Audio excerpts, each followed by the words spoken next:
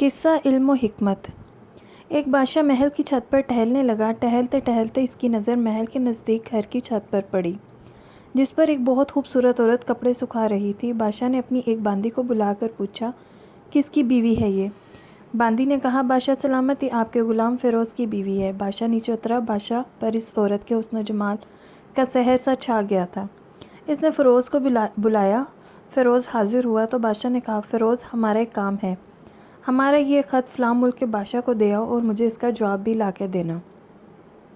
فیروز بادشاہ کا حکم سر آنکھوں پر اور اس خط کو لے کر گھر واپس آ گیا۔ خط کو اپنے تکیے کے نیچے رکھ دیا، سفر کا سامان تیار کیا، رات گھر میں گزاری اور صبح منزل مقصود پر روانہ ہو گیا۔ اس بات سے لا علم کہ بادشاہ نے اس کے ساتھ کیا چال چلی ہے۔ ادھر فیروز جیسے ہی نظروں سے اوجھل ہو گیا، بادشاہ چپکے سے فیروز کے گھر پہنچا اور آہستہ سے فیروز کے گھر کا دروازہ کھٹکھٹایا۔ فیروز کی بیوی پوچھا، کون ہے؟ بادشاہ نے کہا، میں بادشاہ، تمہارے شوہر کا مالک۔ تو اس نے دروازہ کھولا۔ بادشاہ اندر آ کر بیٹھ گیا۔ فیروز کی بیوی نے حیران ہو کر کہا، آج بادشاہ سلامت یہاں ہمارے غریب خانے میں؟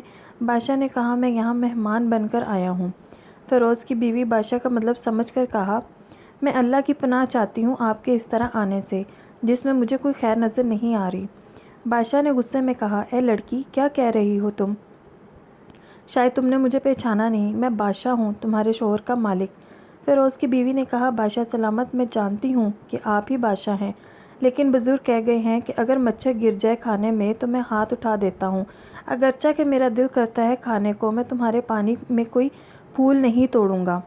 لوگوں کا بکثرت یہاں آنے جانے کی وجہ سے شیر کو اگرچہ جتنی بھی تیز بھوک لگی ہو، لیکن وہ مردار تو نہیں کھانا شروع کر دیتا۔ اور کہا، بادشاہ سلامت، تم اس کٹورے میں پانی پینے آ گئے ہو جس میں تمہارے کتے نے پانی پیا ہے۔ بادشاہ کو اس عورت کی باتوں سے بڑا شرمسار محسوس ہوا اور اس کو چھوڑ کر واپس چلا گیا، لیکن اپنے چپل وہیں بھول گیا۔ یہ سب تو بادشاہ کی طرف سے ہوا۔ اب فیروز کو آدھے رستے میں یاد آیا کہ جو خط بادشاہ نے اسے دیا تھا وہ گھر پر ہی چھوڑ آیا۔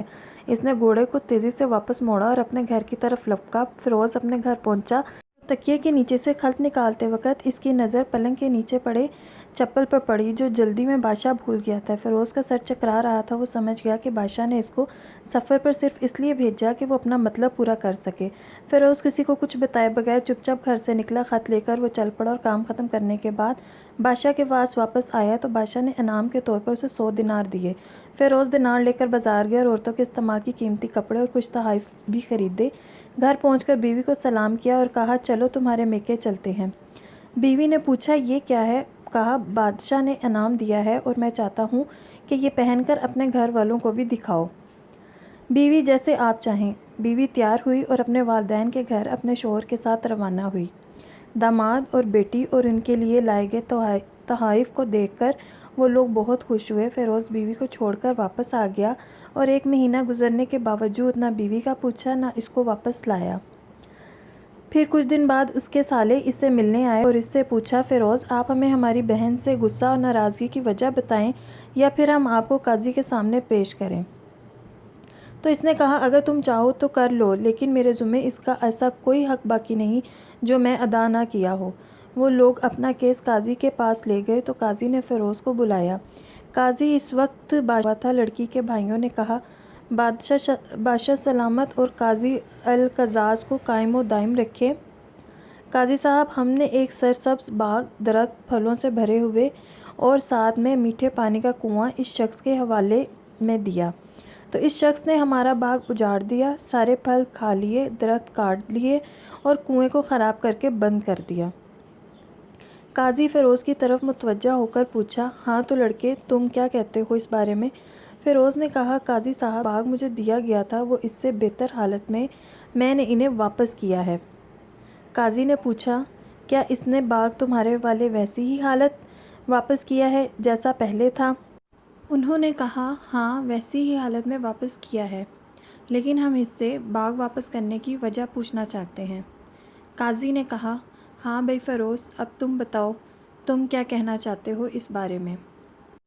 فیروز نے کہا، قاضی صاحب، میں باغ کسی بغض یا نفرت کی وجہ سے نہیں چھوڑا، بلکہ اس لیے چھوڑا کہ ایک دن میں باغ میں آیا تو اس میں نے شیر کے پنجوں کے نشان دیکھے، تو مجھے خوف ہوا کہ شیر مجھے کھا جائے گا، اس لیے شیر کے اکرام کی وجہ سے میں نے باغ میں جانا بند کر دیا۔ بادشاہ جو ٹیک لگائے یہ سب کچھ کہا تھا اٹھ کر بیٹھ گیا اور کہا، فیروز اپنے باغ کی طرف امن اور مطمئن ہو کر جاؤ، واللہ اس میں کوئی شک نہیں کہ شیر تمہارے باغ میں آیا تھا، لیکن وہ وہاں پر نہ تو کوئی اثر چھوڑ سکا، نہ کوئی پتا توڑ سکا اور نہ ہی کوئی پھل کھا سکا۔ وہ وہاں پر تھوڑی دیر رہا اور مایوس ہو کر لوٹ گیا، اور خدا کی قسم میں نے کبھی تمہارے جیسے باغ کے گرد لگے مضبوط دیواریں نہیں دیکھیں۔ تو فیروز اپنے گھر لوٹ آیا اور اپنی بیوی کو بھی واپس لے آیا۔ نہ تو قاضی کو پتہ چلا اور نہ ہی کسی اور کو کہ ماجرا کیا تھا۔ کیا خوب بہتر ہے اپنے اہل و عیال کے راز چھپانا تاکہ لوگوں کو پتہ نہ چلے، اپنے گھروں کے بھید کسی پر ظاہر نہ ہونے دیں۔ اللہ آپ لوگوں کی زندگیاں خوشیوں سے بھر دے، آپ کو، آپ کے اہل و عیال کو اور آپ کے مال کو اپنے حفظ و امان میں رکھے۔ اسی کے ساتھ آج کی کہانی کا اختتام کرتے ہیں، پھر ملیں گے ایک نئی کہانی کے ساتھ۔ Thanks for watching.